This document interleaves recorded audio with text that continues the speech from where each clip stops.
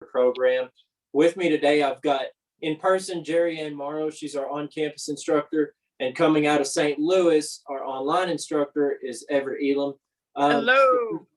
If you would, I would like Jerry Ann. I would like you to introduce yourself, kind of tell them your background, what you do here, and then Everett, I'll pass it to you, and then I'll get us started off with some Q&A.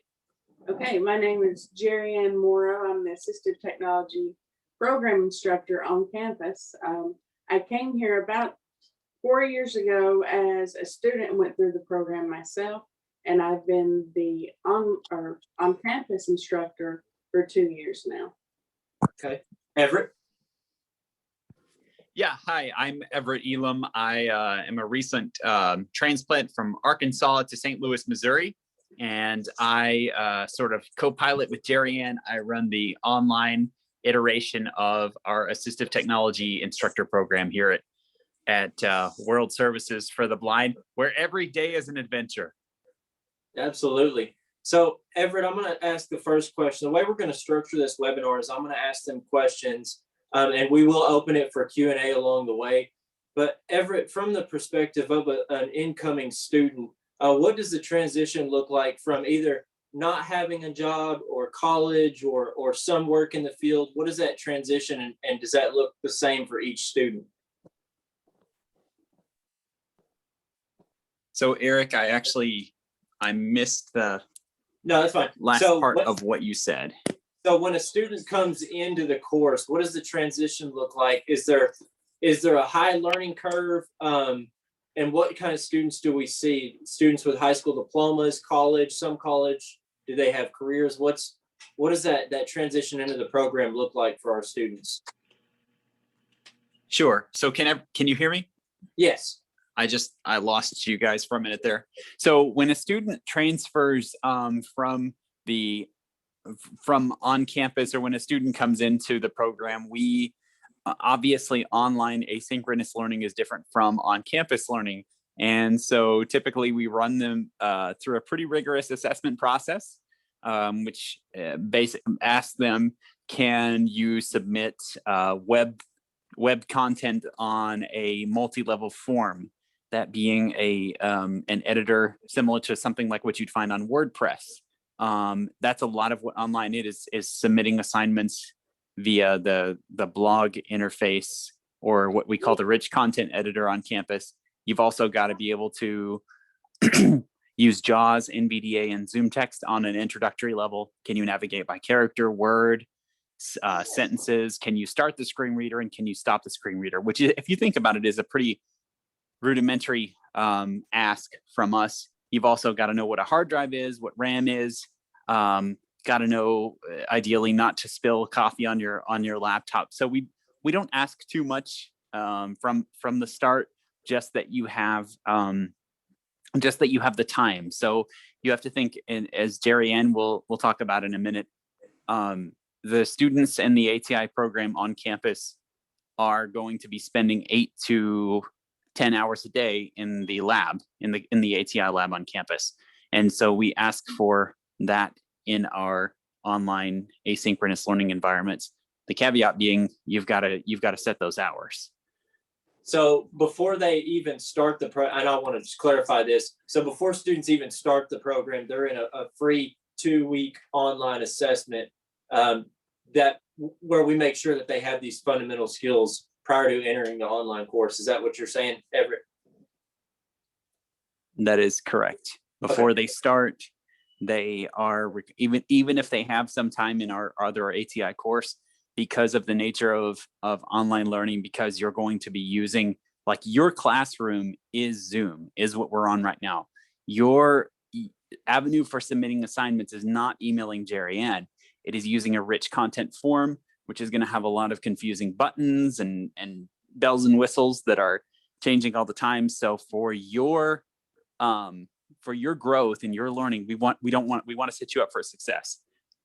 So what that means is that we want to make sure that you can use Canvas, Zoom, Google Forms, etc. So we've put together a pretty ironclad assessment that gauges all of those avenues. And that is a 14-day assessment we found that 14 days is kind of the sweet spot where people, if they're driven, if they have access to a computer, can get in there, finish those 6 units, and we can come out with sort of a benchmark for where they are and where they need to go. And failing or not passing areas of the assessment is not grounds for completely dismissing you from us. At that point, if you did not complete the assessment, we would recommend you to the AT fundamentals course. So with us, there's always sort of a room to pivot and move to a different thing. Okay. So Jerry Ann, as far as the on-campus is concerned, what skills do you require, and how do they gain those on campus prior to entering the program? Okay, so when they would arrive on campus, they would come in and have initial assessment done and evaluation to determine if they have those skills. And of course, we have people they come with the skills, and they don't need further training. But a lot of times, and many times, we've had people come with absolutely no skills using a computer with a screen reader because blindness is new to them. And so we evaluate that and create an instructional plan of action for them, and give them the training they need before they go into a vocational program. And it's different for everybody because people come in at different skill levels, and get them to the level where they can be productive and keep up with the coursework once they're in the vocational program. Awesome. So Everett, can you touch on the differences between the 2 tracks, online and on campus, of the ATI program? Absolutely. So the differences are mainly that the online campus is synchronous learning. That is that you are with a group of people who are working alongside you towards the goal of eventually becoming an assistive technology instructor. You're working on the same things together. You are going to the lab at night and wondering, why did Jerry Ann give me this homework? What's the purpose of it? And you have a lot more people beside you physically. You also have access to technology from the front end. So you have your access to desktops and laptops. You have access to our wonderful social worker, David Wright. You have access to the Braille displays. You have access to our cafeteria. They make a pretty mean salad there. Whereas online, you got to make your own salad. You gotta support your own goals. That is not to say that we will not occasionally send equipment to those to people, but it is to say that it is a much more alone process. On campus, Jerry Ann's going to be directing you through the learning. Online, I'm going to give you assignments at the beginning of a month and a checklist, and by the end of the month, it is expected that you have completed those assignments, or that we have convened to understand why assignments that you haven't completed aren't done. And so there's a lot of accountability on campus. The main way, Jerry Ann, correct me if I'm wrong, that you'll communicate is via email. And with Jerry Ann, you can just say, "Hey, Jerry Ann," from the back of the classroom, and she'll say, "What do you want?" You'll talk to her. Online, you're going to be communicating with me through email and through our student-led WhatsApp group, which is a way that you can communicate mobile with your cell phone. So online, I like to think of as kind of the country or the desert experience, where you're out there on your own, and that's a character builder. On campus, you're in the city, you're able to take the metro, you're able to kind of rock and roll with people who have those same goals. Okay. So Jerry Ann, how often do the online and on-campus students interact with one another, and what do you guys do as instructors to build that community? Okay, so especially this past year, they actually interact a lot. We have been incorporating group lessons that, the online and on-campus participate in, especially with the Microsoft Office suite. And these are usually 4 days a week, so Monday, Tuesday, Wednesday, and Thursday. And then, the online, they had the option to attend if they want to attend, but the on-campus had to participate in them every day.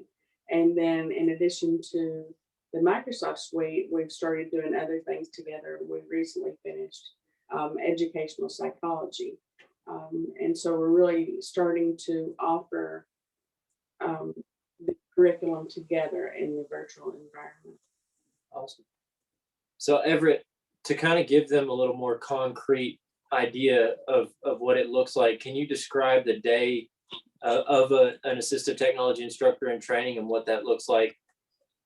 Sure. So typically, whenever they have gone through the assessment, they have submitted to me a schedule, which is a handout that they get from Open Learn University. It's an awesome program that we put them through, and it's a self-study course. And so they have a schedule that they are able to save and basically enter in when they're going to work with their clients, because online clients do have people they work with. We'll get into that later. So an online client's day is going to be,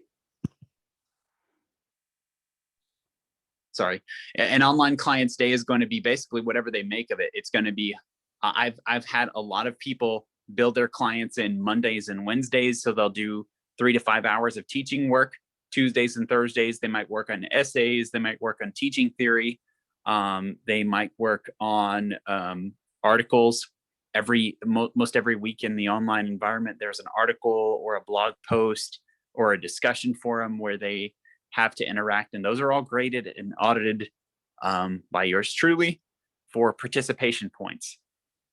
So most of the successful clients that I've seen, Mondays and Wednesdays, Fridays are when they work with their clients when they're teaching and filling out and doing the reports. And that's a full day. If you've never taught before, if you do 3 hours of clients, that's time and a half of reporting and gauging progress and creating homework. And then Tuesdays and Thursdays, a lot of clients will work on whatever work they have in the month modules. Awesome. So in our course, we expect our students to do assessments of their students and skill, write reports, write equipment recommendations, as well as lesson plans and everything that goes into an instructor's job. Jerry, and how do you teach that to someone who's not familiar with that environment and all of the, I mean, it's paperwork, all the paperwork required, and how do you handle that? So we usually break it down. For instance, equipment recommendations. So we break that down. We start with report writing. And so they slowly start to write reports, just a daily update, a daily posting. And then they would graduate into a monthly progress report and then move into assessing. So with each thing that they learned, for instance, Zoom text or JAWS, they also learn to perform an assessment. And then, so we're building upon the knowledge as we go.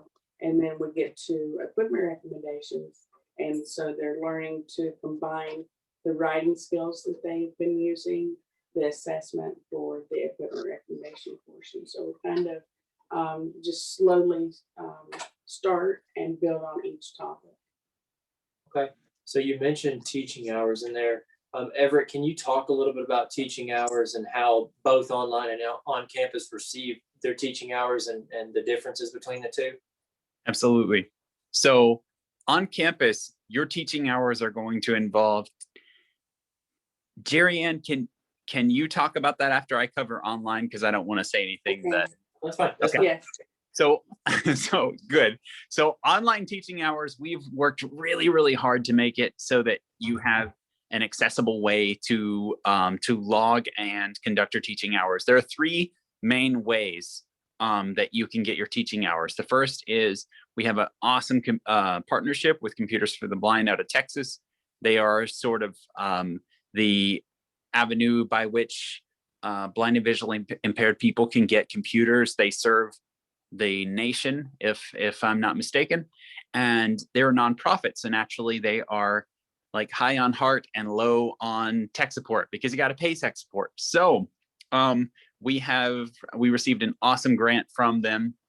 And what we do is we have a secure system through Google Voice and Microsoft Forms, whereby people can make calls to our CFB clients. They receive a caseload of 5 during their first week, and they call these computers for the blind clients, and I sit on a Zoom call with them, and we go over the interview process beforehand, and they are basically scheduled time with these people to work, and they earn teaching credits. A teaching credit is a 45-minute block of direct instructional time during which the client is going to learn basic skills, including keyboarding, JAWS navigation, Zoom text.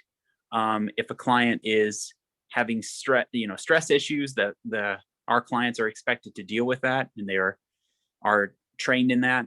I'm usually on for 2 or 3 different calls a week in sort of a one-way mirror situation. So the client is listening to their student, and I kind of coach them from the background and say, he's sounding a little frustrated, or you might want to do it this way.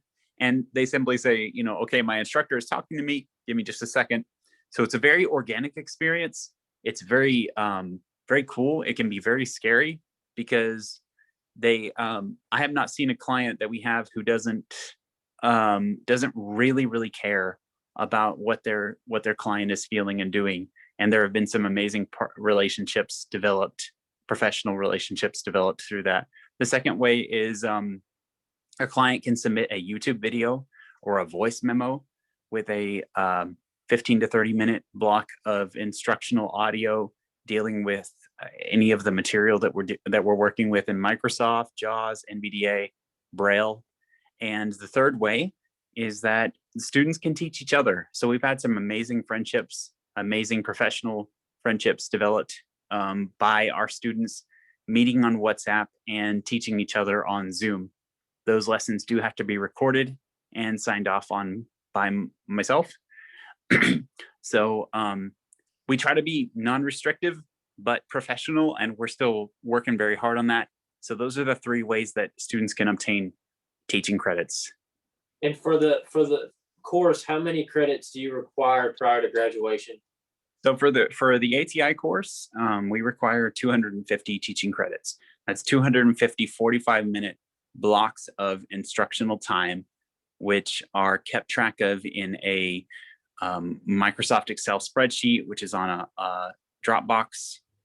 It's audited by me once a week, and we go over, if a student is, for example, misspelling a client's name, we catch that, and we will put comments on it. If a student is misspelling JAWS or Zoom text or Braille, we catch that, because if you work for Freedom Scientific or one of these big companies, they're not going to hire you if you can't spell Zoom text. So it's just as much of a it's just as much of sort of a learning experience as it is for the client to teach and track what they're doing. And they're required to write very detailed reports on what they've been doing during those sessions. Awesome. So Jerry Ann, can you talk a little bit about how the students on campus earn credits? I can. So they also, on campus, they had the individual instructional hours, which they 1st through 4th period, the ATI teach the on-campus, the pre-vocational clients to get those clients ready for, whatever vocational program that they're going into. So they receive, for every 45 minutes they teach, they receive 1 credit hour. And we have an Excel spreadsheet where they log their time and I log their time. We both keep up with it just in case one of us makes a mistake. And then they also had the opportunity, and this is true with the online as well, when we teach the Microsoft topics, typically I'll teach the first 10 lessons, and then we assign lessons to each client. So they'll teach a group lesson. And so they receive 1 credit hour for each student that's in that lesson. Normally, the average is usually about 8 students, or that's what it has been. Is that correct, Everett? And so then they receive 1 credit hour for each student that's in the group lesson. And that gives them individual teaching experience and a class teaching or group class teaching experience. Okay, so I want to kind of move on to more subject material covered in the course. Everett, can you talk about the hardware and software that we teach? Do we teach both Mac and Android? And kind of expand on that and share with everyone what we teach as far as hardware and software. Sure. So the hardware that we teach, it is very much case by case. If a student is a powerful JAWS user, powerful NVDA user, we're going to throw them into a Mac course. We're going to throw them into what we see as their building blocks to becoming a more well-rounded instructor. If, however, a student is starting out in the land of computers, then we're going to teach them JAWS, NVDA, Zoom text, and we're going to grade them on participation, writing assignments, etc. So we teach JAWS, we teach NVDA, we teach Zoom text. We then scaffold JAWS with NVDA with narrator, and then we might move into something like like Android or Macs. We have an awesome introductory webinar, which you can access right now, seeing the Mac through the window. It's like some fancy schmancy title, the Mac through the view of a Windows convert, which takes the Mac system, which a lot of people aren't familiar with, or a lot of people have a lot of hangups on, and introduces it through the lens of a Windows user. So we introduce that. We also work on mainstream Braille displays like the Focus 40 5th generation, the Q Braille XL. As far as hardware, whenever you pass the assessment and you get into the program, we send you and your counselor a master list of recommended equipment, which you can either choose to buy or you can negotiate with your sponsors. Join the meeting. If they want to buy it or not. Hardware and software. We also teach some of the other stuff like voice stream reader. We'll sometimes, whenever we do case management or other lectures, we'll teach we'll teach other apps like hours tracker app for those who are planning to run their own business. It's an awesome app that takes into account taxes and tracks your hours. So we're very much sort of building the plane here. We're wanting to go with what is current and what is relevant, rather than teaching you guys to just push buttons and pray. Because that model is, we've got to be early adopters. That model is disintegrating, and that's not what an ATI is anymore. Does that answer the question? Absolutely. So Jerry and Everett mentioned teaching JAWS, NVDA, as well as Zoom text. Yes. Are all instructors in training required to learn each of those pieces of software and expand on how we make that happen? Yes, so everyone that comes through, the ATI program is required to earn the certification in JAWS, Zoom text, and NVDA. And of course, we teach it, and we have them not only learn the material, but learn to teach it and to write their own curriculum and lesson plans for it. Did that answer your question? Yeah, absolutely. So Everett, my next question is, because you kind of mentioned hardware and software that we teach in the course, but what is required for someone coming into the course? So for someone required to coming into the course, they need to have a Windows 10 laptop or desktop computer. They need to have access to JAWS, NVDA, Zoom text, or they need to know how to. They or their sponsor need to know how to get a hold of that. They need to have access to a refreshable Braille display, or they need to be willing to speed read a manual and rock a Braille display curriculum within 4 weeks. And the Braille display curriculum is in 4 months. It is very common now for your mainstream ATIs to be told, hey, I need you to contract with me on Monday, on Friday. So whether you have the technology or the equipment, the resources are out there. And we expect our ATIs, to be able to speed read manuals and be able to teach Braille displays. We also expect our totally blind individuals to be able to teach Zoom text, which is pretty inherently sighted, but it's got enough speech output and to get a sighted person well on their way to learning Zoom text. We also highly recommend sometimes that individuals do their own explorations at places like Apple stores and Best Buys if they're going to do a case review on a piece of technology that's modern, like a new Mac. I'll tell them if they're in a good area, go to an Apple store and do a review of it on that. We also have relevant professionals in the field like Freedom Scientific, APH, come and talk to the students and do presentations and webinars every few months. And we try to make sure that they talk about the software and hardware that they're using. And like I said, again, there's a master list of basic stock software and hardware that we recommend for our ATIs to be familiar with. So Windows 10 is sort of the beginning thing. JAWS, NVDA, Zoom Text, Chrome browser, experience using rich content, HTML. That's, at least for online, the starting point. Yeah. So that being said, because we've talked about hardware and software, we've talked about teaching hours, writing assessments.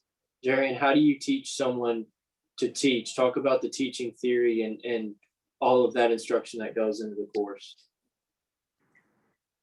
Okay, so from the day that they come in, we're focusing on teaching, and everyone comes in with their different strengths and weaknesses, and people know a lot more about teaching than what they think they do.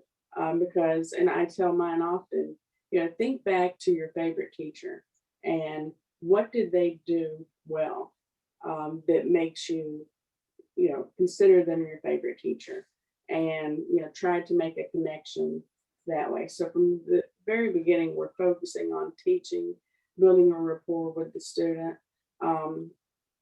Assistive technology or an assistive technology instructor, of course you've got to know the technology, but that's not the focus. The focus is on the student that you're teaching.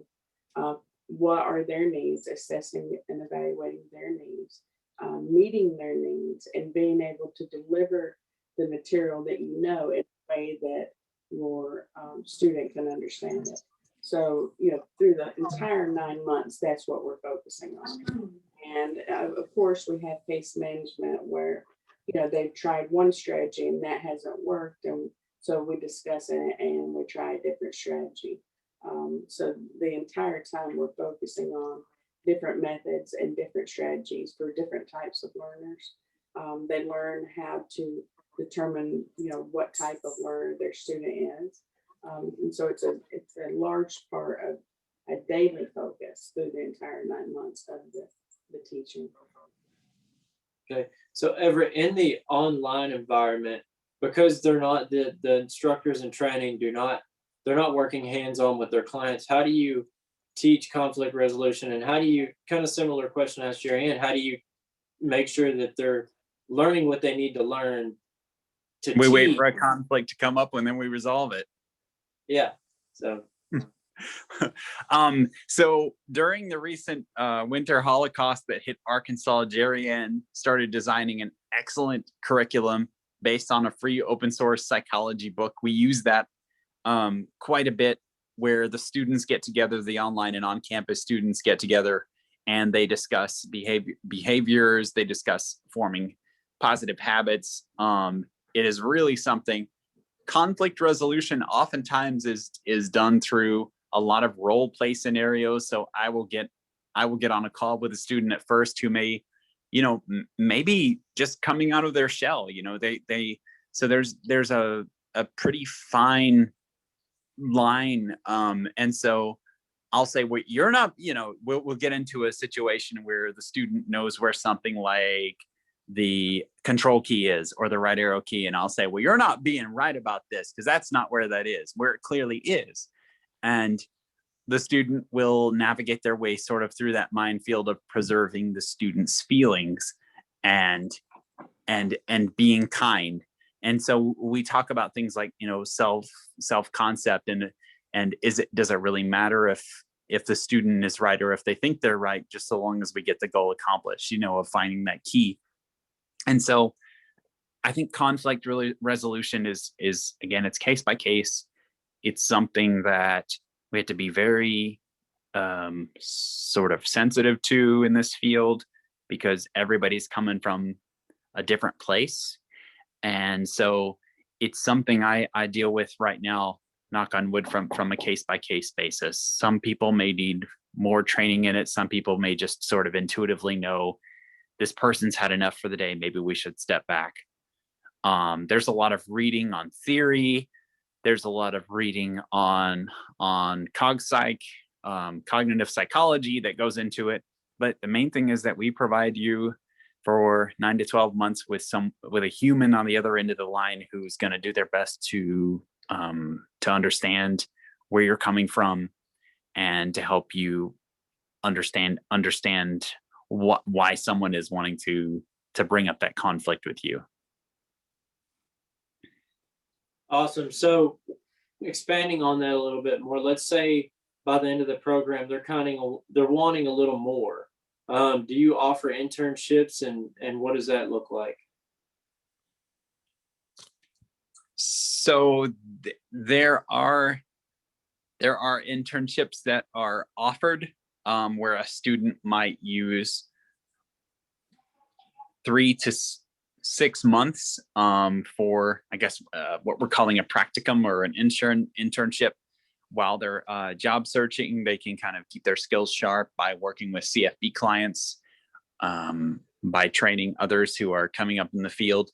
Typically, the person who's been in the program the longest has control over, in the online setting, has control over the WhatsApp group on the cell phone, on the iPhone platform or the Android platform. They're known as the senior instructor, so they might work with that. But my main focus is on the online class as a whole, not so much on the internship part of it. Yeah. So I can expand on the internships for that matter. So when a student finishes the program, they can either continue to serve computers for the blind clients, or we will partner with an organization that needs some support in the area of assistive technology, but isn't quite ready to hire on an instructor. And that's worked great in a few examples. And really just getting our students, and a lot of you guys on the call today, you understand that when you're looking to go through a course like this, sometimes you might have a big gap in your resume. So going through an internship is going to help you really build your network and start to put into practice the skills that Jerry Ann and Everett have beat into your head over the past year, which I think is a huge deal. To really, you actually get to see in the real world, like, oh, I actually get to use what I learned. Like, this is really neat. So our program also has, it's an awesome community. From my perspective, the on-campus and online clients, they feel like they can contact one another, and even after they graduate, they're still in contact with one another. So there's a great community there, especially in the area of finding employment. If there's an open job, they're going to know. Oftentimes they'll know before we even know, or before Jerry and Everett know, and then they're telling us. But that being said, they know that the end goal of this program is to go find a job. Now, that being said, we're always looking to push our assistive technology instructor program to the next level.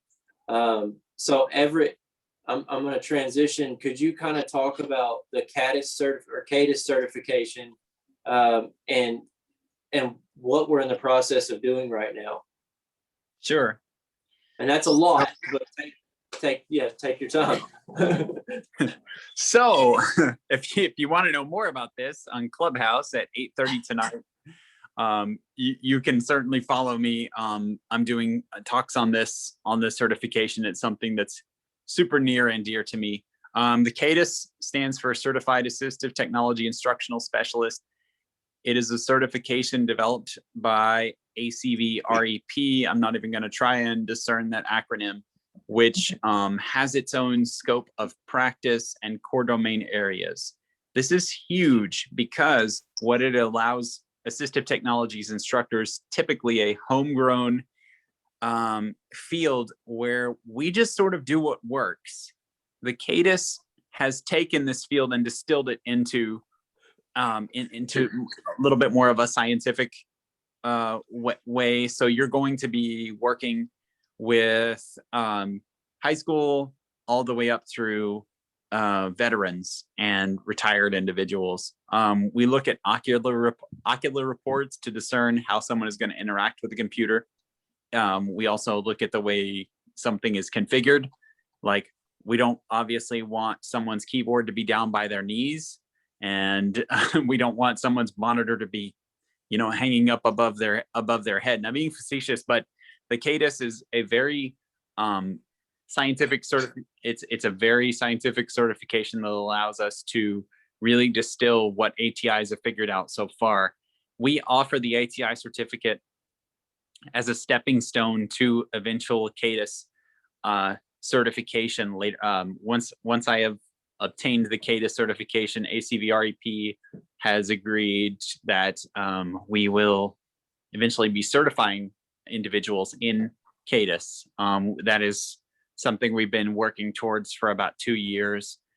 The core domain areas are assessment, so being able to go into someone's home or go into their classroom and assess them for cognitive disabilities, visual disabilities, etc. Interviewing, so being able to interview them, their families, their parents.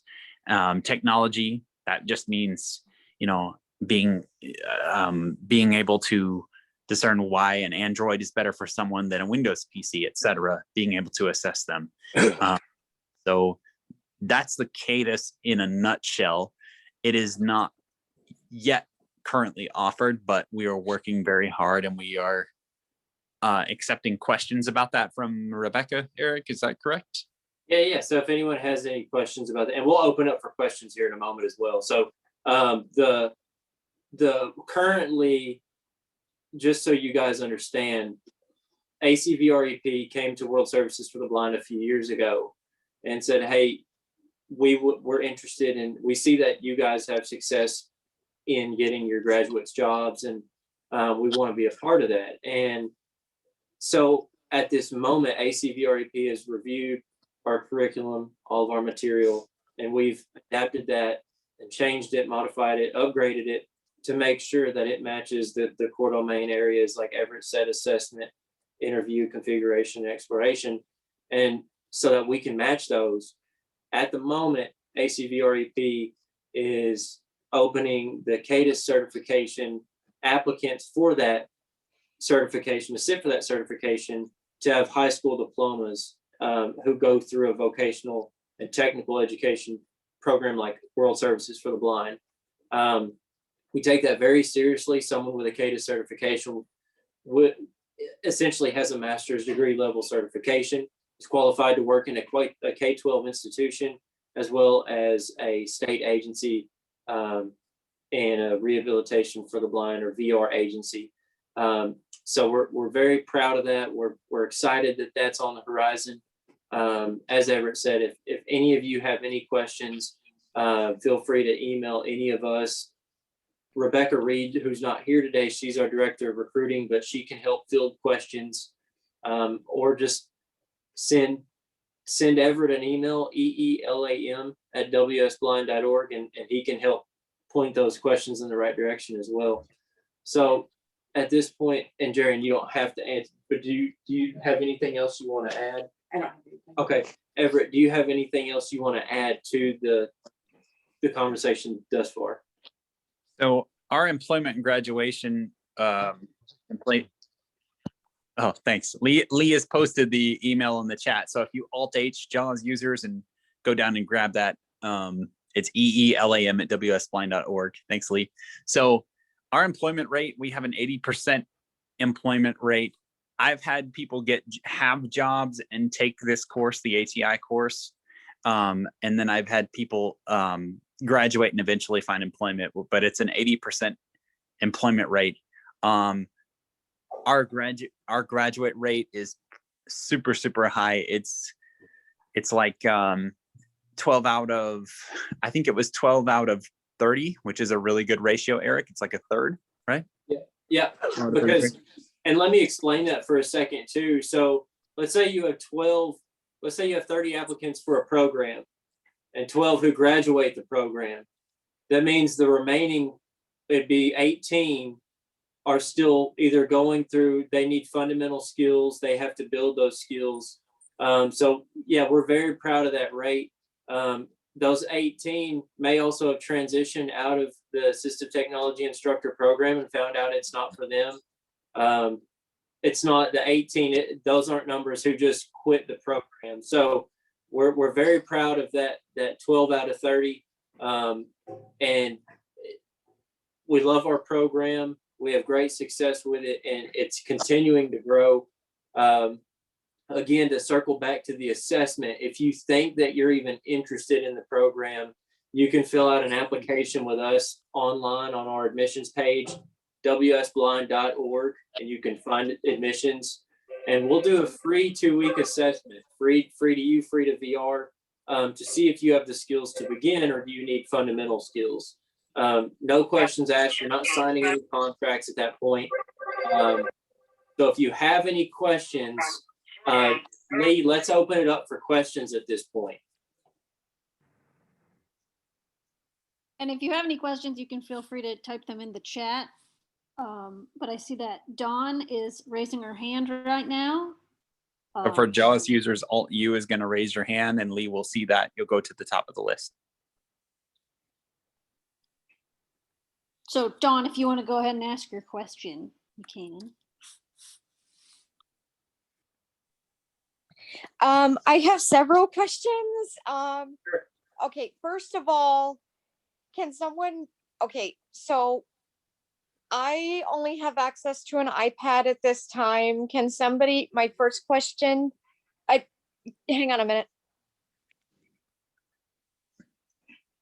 Alt-Y to raise your hand. Okay, sorry. Yep. Sorry, I just wanted to make sure. Okay, so I only have access to an iPad at this time. I had an Apex, but it was taken from me 2 weeks prior to graduation 5 years ago. We're trying to look into funds to purchase stuff, but we don't have access to funds So, right Dawn, now. Can somebody, hi. that's one of my first questions right now. So this is Everett speaking. Don, what I would advise to you is that you look at Computers for the Blind for a loaner computer. They're very, very serviceable computers, and I would speak to Christy or Marcy over there at Computers for the Blind and see if they might be able to send you out a loaner. I do not know. Okay. Eric, are they free or are they? No, they're not. They're not loaners. So Computers for the Blind refurbishes computers, and when you get it, you have a year license of your choice of assistive technology, and so you've got a computer that you would be able to use at that point. And then after that year, then you've got to purchase the assistive technology. So that's kind of how that works, and they're very reasonably priced. And if you want to kind of tack on any RAM upgrades or any hard drive upgrades, you can do that. Just talk to them, or if you need a larger monitor for that matter. Sounds like you're a Braille user, but I am. Yeah, I've been a Braille user since I was 6 months. That's actually another question. Do you guys send out textbooks to the house in Braille? Do you guys send out, and also can you guys email me a master list of required equipment and things like the master list you were guys talking about earlier? Can you guys email me that? yeah, so the master list of required equipment is on our admissions page, but Okay. if you do me a favor and send Rebecca Reed, RREID, 2 Okay. R's, at wsblind.org, send her an Yeah. email. And Yeah. that way I don't drop you. I want to make sure we get your Okay. questions. Yeah. You can also leave your, if you leave your email in the chat, I'll get it to Rebecca. Okay, I'll do that. Also, so another, so another thing too, what if you don't, because I don't have a rehab counselor. We tried going through a rehab program for that, and basically, we were told, I'm sorry, we can't help you. If you don't have that, and just, do you guys send out loaner braille displays and that kind of stuff to people? Because as a heads Okay, up, so I do right, not so live in Arkansas. I live in Ohio, so I'd be doing online stuff. This is why I'm Yeah. asking. yeah, no problem. So I'm again, sorry. no, that's perfectly okay. We work with states all across the U.S. So again, get that information to Rebecca. And I'm gonna take notes too, so I'll make sure that. And your name's Okay. Dawn. So I Yes. know who you are, Okay. and we can help you out. We Okay. do, once you're in the program, we can get you a loaner braille display. Okay.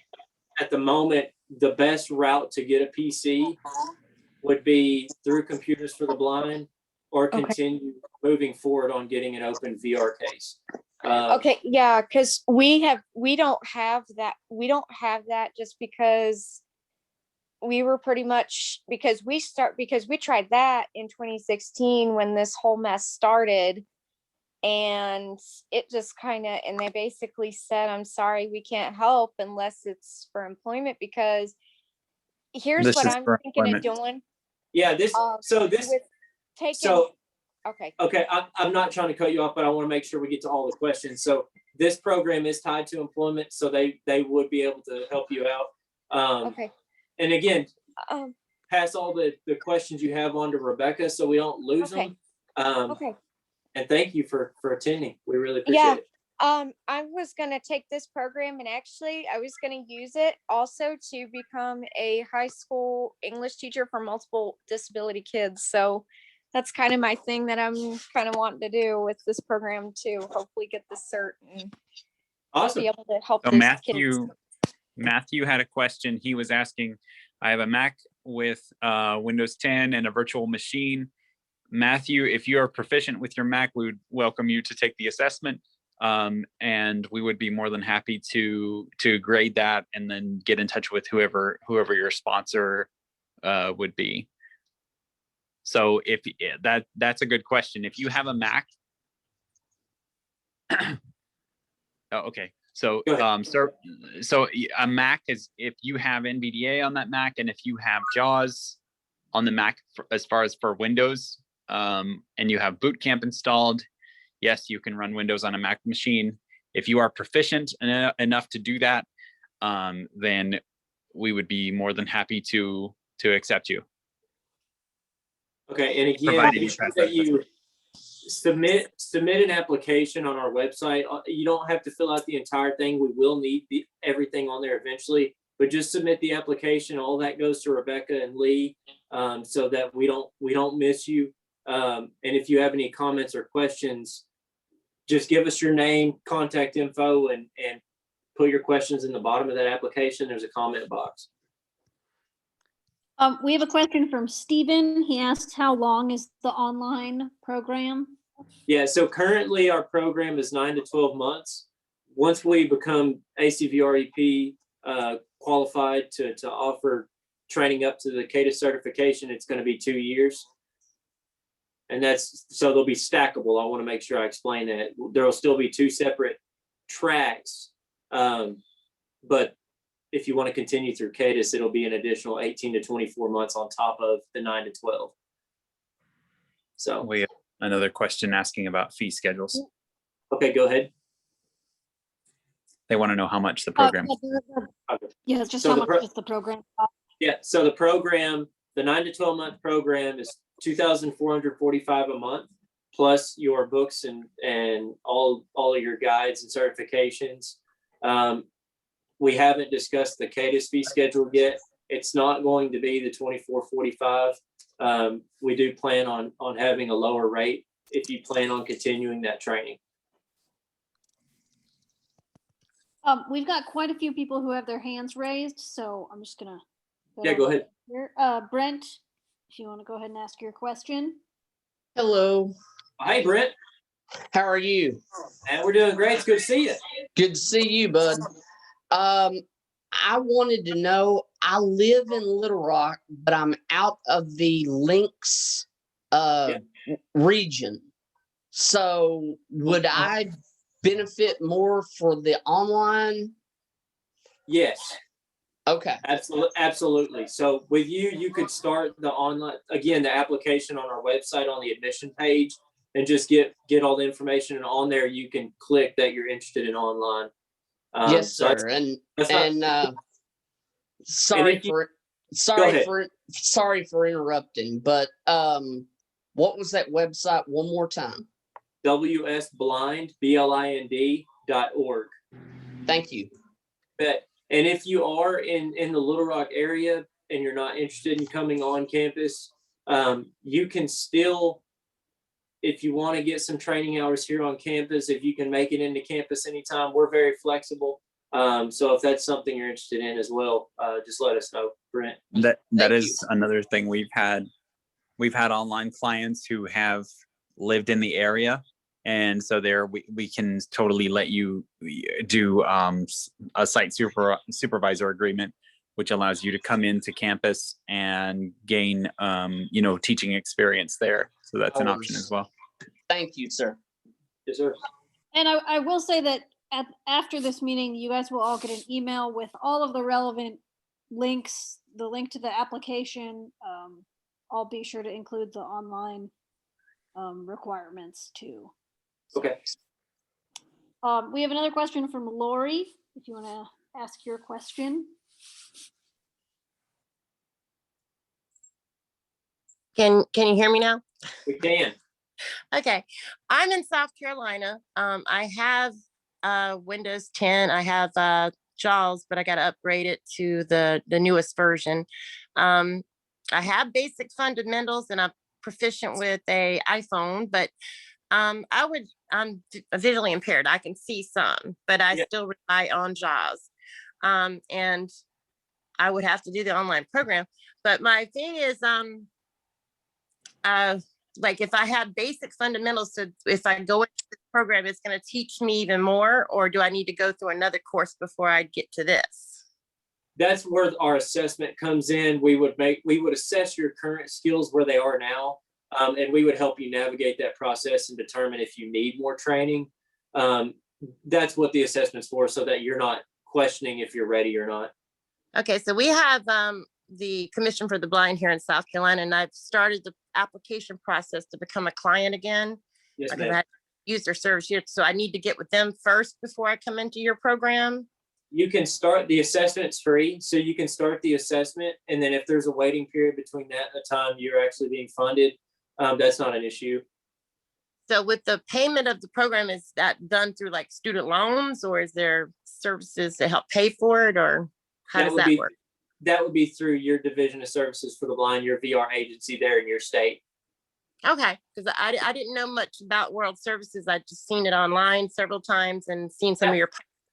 I'm just learning about it for the first time. So, well, thanks for joining us today. Well, thank you. Yeah, thanks, Lori.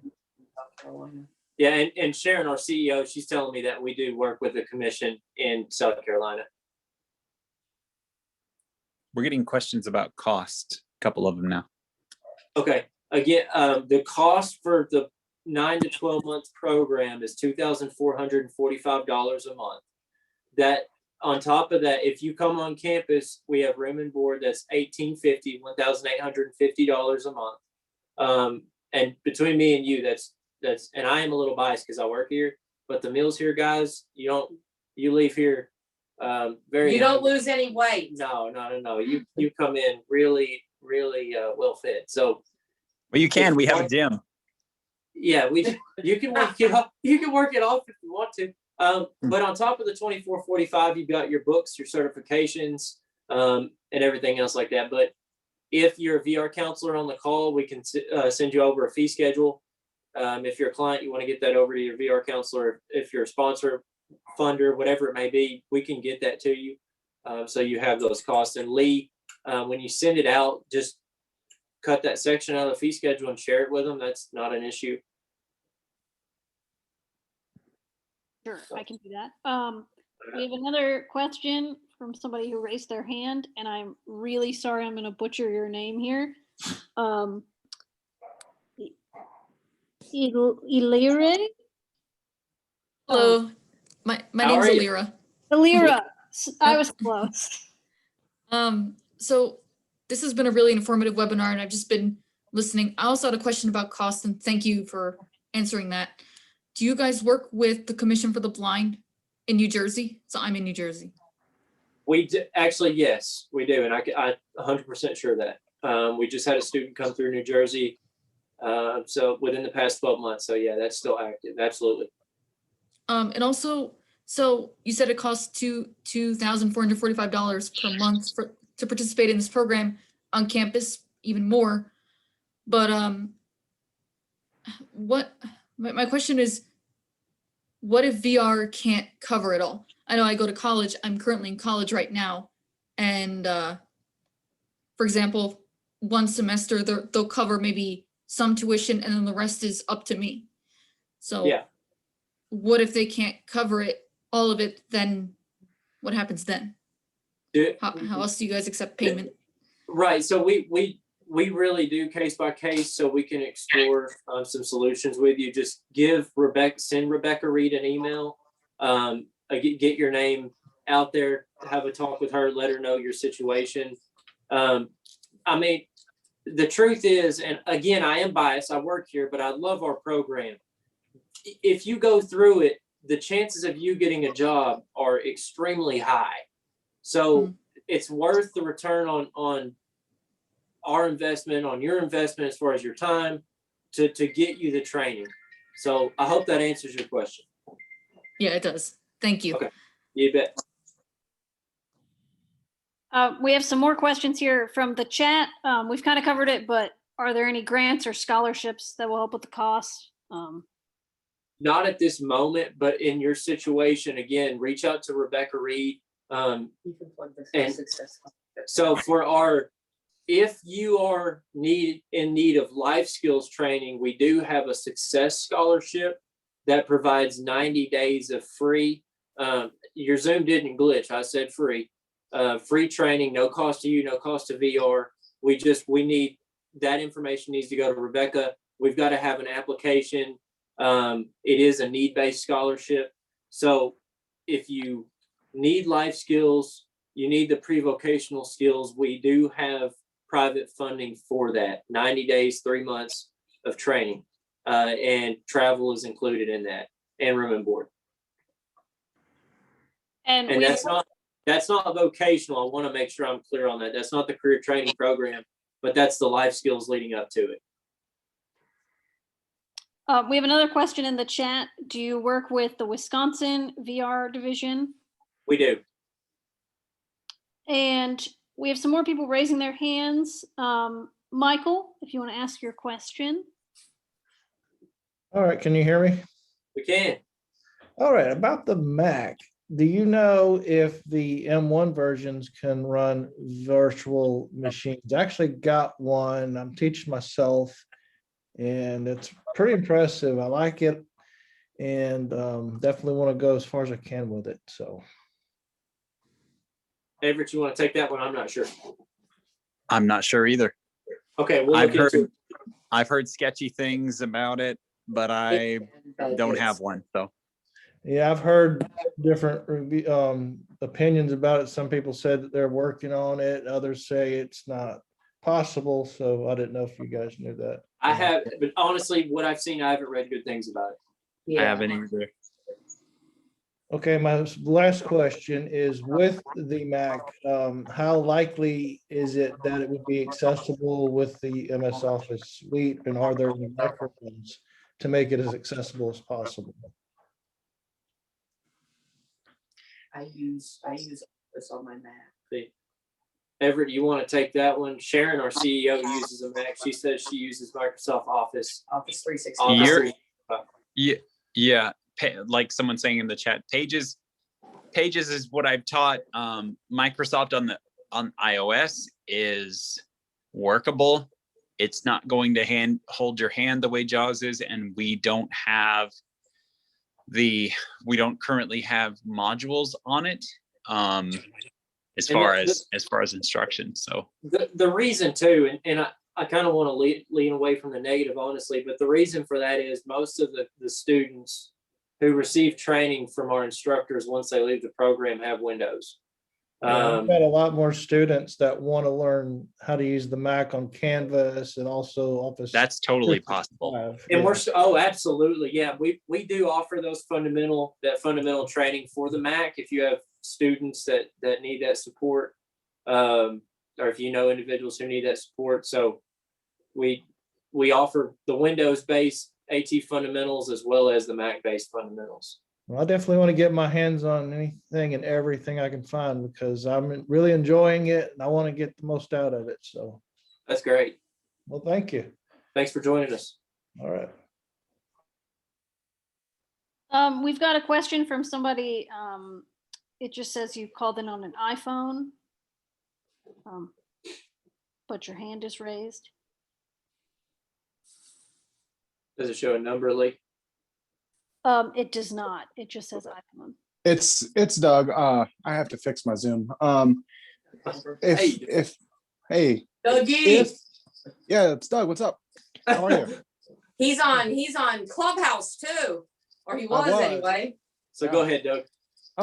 My question is this, and I'm just curious, because I'm just trying to get some information and researching. The online program for ATI, do you still how does the evaluation portion work if you're just doing the online course? Do you still have to come in for evaluation and stuff like that, or how does that work? No, it's all online. Okay.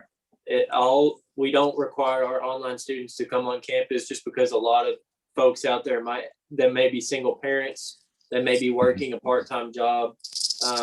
And so we don't want to limit that access. Okay. I was just curious, because just trying to get all these questions answered because like I said, I'm getting ready to start my own business at some point and do assistive technology teaching as well. But I wanted to research that too and maybe talk to my VR about doing the training at least, and get the certifications I need so that way I can do it successfully. Because I'm going to do online training with people as well. But I wanted to, get some certifications on them about with that too. So that was my whole idea. Awesome. Well, thanks for joining us. Mm-hmm. All right, so let's take 2 more questions, Lee, and then we'll wrap it up. Okay. We have 2 more questions in, let's see, in the chat. We also have someone, Troy, if you want to ask your question. Okay. How long? So let's say one goes through this 9-12 month program. How many hours a week is it? Roughly. Everett, you want to address that one? For the online, we recommend that you have 8 hours a day, 40 hours a week, because of all the moving parts, all the teaching that you're going to be doing, all the reports that you're going to be writing, all the returned assignments. It really does add up. And so it's pretty rigorous. I'll let Jerry Ann speak to the on-campus side, but online, 40 hours a week. Yeah, so on campus, they're in the classroom 8 hours a day. And then often they're doing their homework in the labs at nights and weekends. So more than 40 hours a week. Yeah, absolutely. Yeah. All right, let me have another question, Lee. Well, Okay, go let me ahead. add a caveat. So we do offer sort of a CLEP option. So let's say that you have really, really good word skills. This has happened before and you want to jump to Excel. If you complete the teaching work and the written work that is the Microsoft Word module, we're not going to hold you up just to put time on the clock. So you can potentially CLEP out or move beyond elements of the course that you don't require so long as we assess and put you through. So time varies, but we say it's an 8 to 5. Yeah, absolutely. Go ahead, Lee. We have one more question here, and I want to make sure that, Eric, that you address it. It's from Steven, and he says, I'm not sure how true this is, but I heard that Texas does not recognize WSB ATI certification as a real certification. Is that true? And if so, should I wait for the 2-year program to come through, or is there a workaround? All right, that is an awesome question. So I've got 2 answers to your question, Stephen. The first one is, at the moment, we are meeting. in the process of proposing to become a vendor for Texas Workforce to provide services. That's an ongoing process. Second, so that being said, our assistive technology instructor certification is not recognized by TWC as a vendor. However, once you get the Caddis certification, that's the beauty of the Caddis certification, is that at that point you are a recognized industry standard, qualified by the Academy of Certified Vision Rehabilitation Education Professionals, so that you can actually go and work for agencies for the blind, not just Texas, but every other agency in the U.S. And to clarify, Caddis and ATI, 2 different things. Yeah, absolutely. They can't. But you have to have one to get the other if you're going through our program. Yes. So the ATI would be a stepping stone to Caddis, which is a master's level course.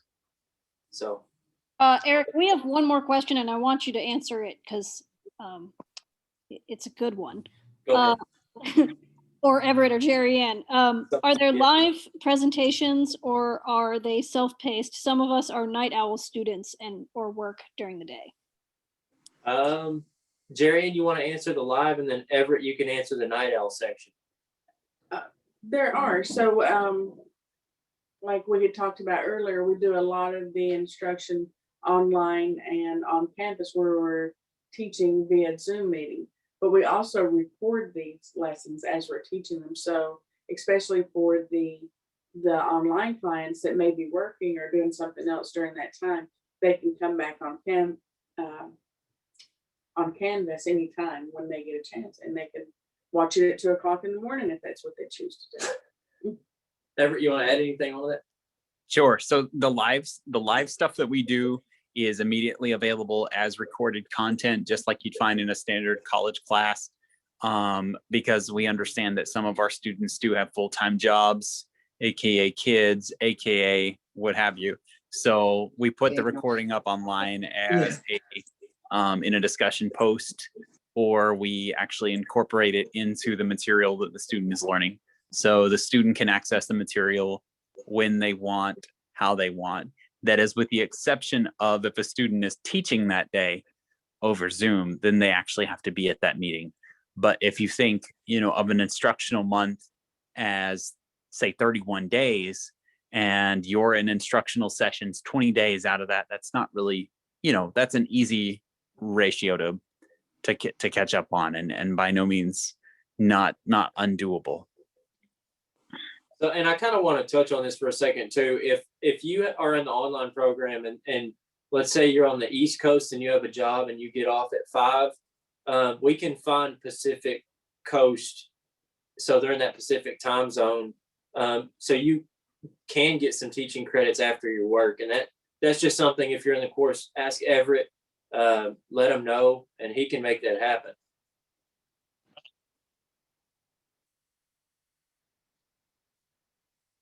Okay, Lee, you got. Someone's asking about our other courses. Eric, can someone take a course other than ATI? Oh yeah, might be beyond the scope. Right. So all of our programs are listed. That it would take me another hour to go through all of our programs, but all of our programs are listed on our website under programs and services, wsblind.org, and then there's programs and services, and you can click on career training programs. We offer a lot, and they're continuing to expand. And it's not just within the tech industry. We cover financial industry, health industry. We're getting into the legal industry now with court reporting. So we're expanding all of our programs. But yeah, thanks for that question, and go check us out. And if you have any questions, feel free to, again, email Rebecca Reed, fill her inbox up.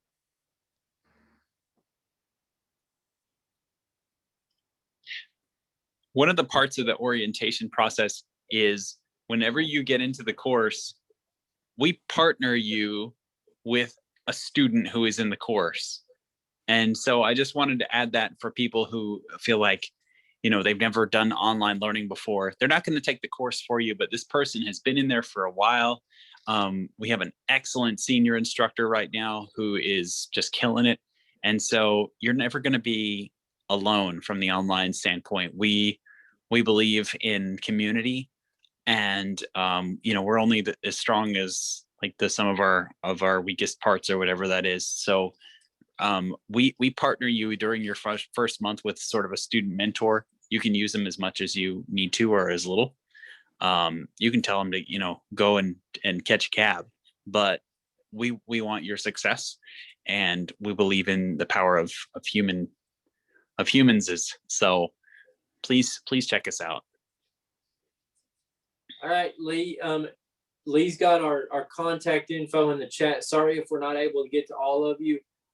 We'll make sure that we address a lot of these questions in this email, so that no one feels left out. Look, thank you guys for joining us today.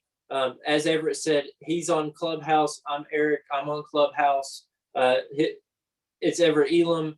I'm Eric Yarberry. Sharon Giovinazzo, she's our CEO. She is hosting an event right now, sharing this as it's going on. You guys go out there, follow us, and yeah, if you have any questions about anything we're doing, any programs, send us a question.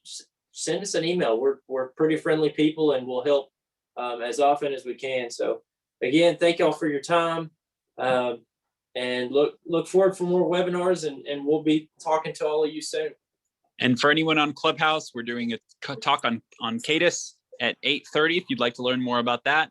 I just heard a mom/TVI in chat, one of my favorite kinds of TVIs. Sorry, they're out to get me. So feel free to join us at 8:30, or me at 8:15 actually, for the Caddis discussion. All right. Bye, guys. Bye.